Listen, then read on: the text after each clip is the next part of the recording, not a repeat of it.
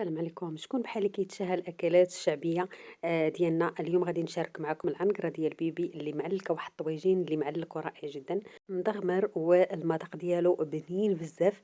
فتابعوا معايا الوصفة باش نعرفكم على الطريقة ديالو ساهلة وبسيطة.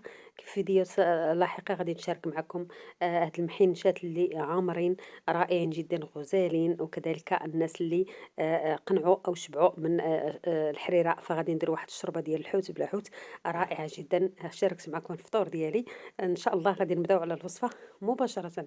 كنجيبوا العنيقرات ديال بيبي اللي كنقعهم في الماء والحامض والسكينجبير، ونخليهم واحد المدة ديال ساعتين 3، من بعد غادي نغسلهم. هنا التتبيلة ديالي غادي ندير الثومة بودر، الثومة صحيحة، الخرقوم، عفوًا، الملون، الكمون، الفلفل الأسود، وغادي نكتب لكم التتبيلة ديالي، والسكينجبير ضروري، والإبزار.